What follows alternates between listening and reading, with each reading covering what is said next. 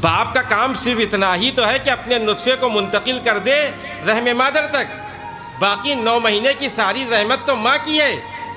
اور جب بچہ 9 مہینے کے بعد پیٹ سے باہر آیا تو اللہ نے کہا ساری ذمہ داری باپ کی، پھر ماں کو کیا ملا؟ سمجھ رہے ہیں آپ بات کو؟ ماں کو کیا ملا؟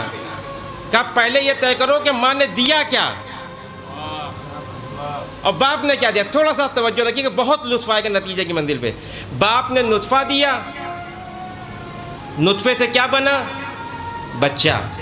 اللہ نے کہا چونکہ نطفے سے بچہ بنا تھا تو یہ بچہ باپ کی ملکیت ہو گئی۔ ماں نے کیا دیا تھا؟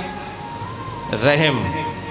رحم کسے کہتے ہیں؟ ایک مکان ہے، ماں کے بطن میں ایک چھوٹا سا مکان ہے، اس میں باپ کا نطفہ منتقل ہوتا ہے، اور جیسے جیسے دن گزرتے جاتے ہیں وہ نطفہ جیسے جیسے بڑھتا چلا جاتا ہے، قدرتی طور پہ رحم بھی بڑا ہوتا چلا جاتا ہے، بڑا ہوتا چلا جاتا ہے۔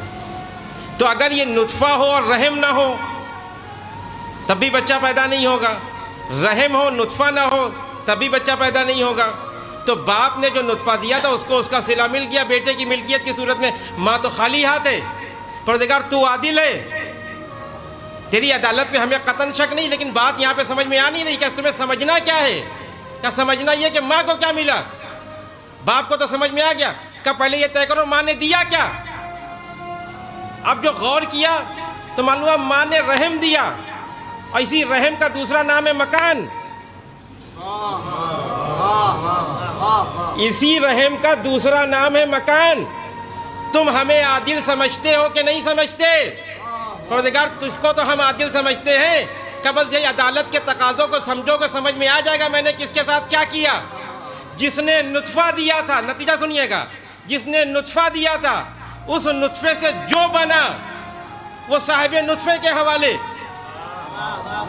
تو پھر ماں نے کیا کیا؟ کہ ماں نے مکان دیا تھا، تو کہ ماں کو ملنا کیا چاہیے؟ نہیں، آپ پہنچ ہی نہیں رہے ہیں۔ ماں نے دیا کیا تھا؟ مکان۔ تو عوض میں ملنا کیا چاہیے؟ مکان۔ تو تمہارے سمجھ میں بات نہیں آ رہی ہے پروردگار کی یہ کہ جب جنت کی بات آئی تو جنت تو مکان کا نام ہے، کہ جس نے مکان دیا تھا رحم کی صورت میں۔ ہم نے یہ نہیں کہا کہ جب جنت کی ضرورت پڑے تو باپ کے قدموں میں چلے جانا، جب جنت کی ضرورت پڑے تو ماں کے قدموں میں جانا۔ ماں نے رحم کی صورت میں مکان دیا تھا، ہم نے جنت کی صورت میں مکان کا مالک بنا دیا۔ ایک صلوات پڑھیں محمد والے محمد پہ۔